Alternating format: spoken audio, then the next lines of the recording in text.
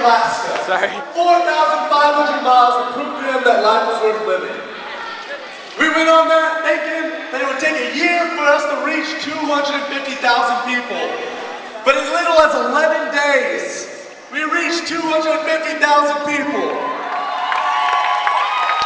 Now you can think about it, we were like freaking out. We didn't know what to do. We didn't even have bikes. We didn't have money. But we knew that we were going to make a difference and that life was worth living. And our dreams are possible. So we took it upon ourselves. We started in 6 months' time to raise enough money to make the trip. We didn't know how to do it. We started getting calls from people around the world on the Facebook group saying that we have changed their lives just by having them open up, having people to talk to. We met a guy in Indiana. He told us that a group, 2 weeks before, his son committed suicide. And he came to our group and said he found hope and was able to share with other parents and other people. Because really what people do is when people kill themselves, when people commit suicide, they don't just hurt themselves, but they hurt all the people around them.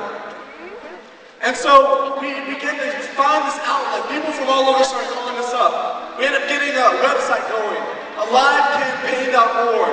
You can still go on and check us out, read a little bit about what we did. We created alivecampaign.org. Then MTV called us up and wanted to do a show, a reality show on us. And so we did a TRL kind of show and showed them what it was about. We did some music videos that promoted life. And at this point, we didn't have even bikes. We didn't have money. People were saying, hey, get on your bikes, we want to show, take a picture of you. And we're like, we don't know what we're doing. We don't have bikes. But about 2 weeks before we were going to leave to the trip, take on the trip, we got a letter from Ford Direct, one of our sponsors, and they gave us $15,000 to make the trip. We raised $20,000 to make the trip. We went on the trip, and throughout the trip, we spoke to different universities, different churches about our story of hope. Now, right while we were doing all that, we started filming. We wanted to make it longer than this. So right now, we have a film, a documentary coming out next year. And what we're going to do is hoping to distribute it to a bunch of mental health institutions, counseling centers, give to churches, so they can hear our story as well and gain hope. So right now we're raising money on the back table, on the white table. There's pictures of us, there's our story, you can see some pictures. We're really just trying to raise money for promotion of the film. We believe that life is worth living. Our friend, after we did this, he gained hope, and now he's getting married.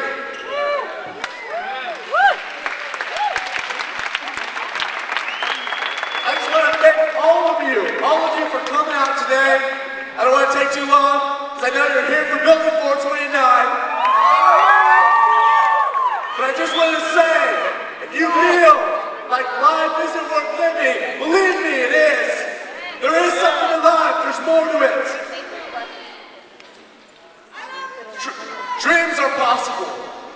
Dreams are possible. You can do anything. We start with nothing, but you can start with so much. My sister, Faith Brown, who's the promoter of this tonight, she decided to raise money for us and help us out. And if she can do something like this, any one of you can. So I want you to thank you all for coming out. Get ready for, hold on. Okay, hold on, she wants me to keep going. I want to tell you one more story about our trip. We were in this place, and we went to Indiana to do some filming. We met the father, and he called us up about probably when we weren't even starting for the movie. We were starting for the film, but we knew we needed some stories for people that had to deal with suicide. And so he called us up, and he was the one that came 2 weeks before, telling us about that he found hope through our group. He called us up and wanted us to fly down to Indiana, so we flew down to Indiana. His son was a musician. His son was a musician, and his son played some songs that he thought that would make a perfect thing in our documentary. And we listened to songs and it broke our hearts. It broke our hearts because they were good. And we thought, music has some way of touching somebody's life. And so we flew down, and for 3 3 days, we talked to a father about from 3 days we talked from when his son was born to the time we showed at the film. We filmed him walking to the gravesite. And let me tell you, if you've never seen a father mourn his son, your heart would break. And that's why we came out to do this. Because the ones that are really affected and the ones that are the most hurting are the ones that are left behind.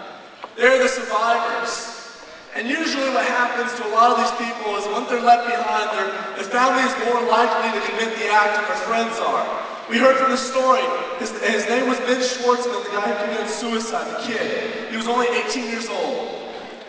And he died a week later when his best friend also committed suicide. And so that's something that happens. It's not just something that you do, but it's a ripple effect. It happens to not one, but two, but three. It happens to a whole family. The whole city began to warn him. We got to get some film. We filmed all these different people. We had a concert there, much like this. We played some songs, and we began to share our story, and we began to see all these different people come up to us and say how much that kid touched their lives. You may not know it, but you touch so many people's lives just by being alive.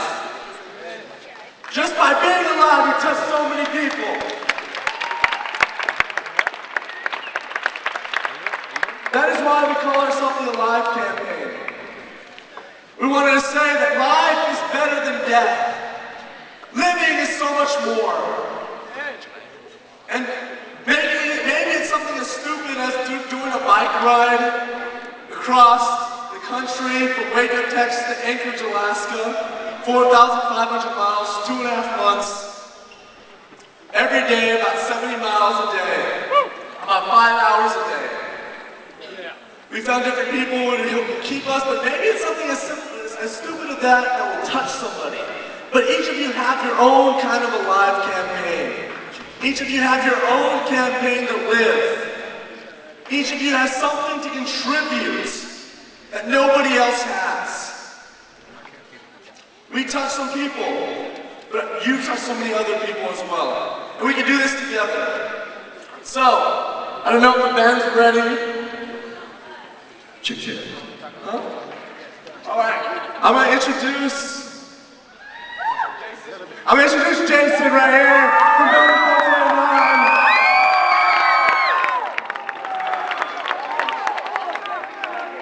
Hey, what's up, people? How you doing?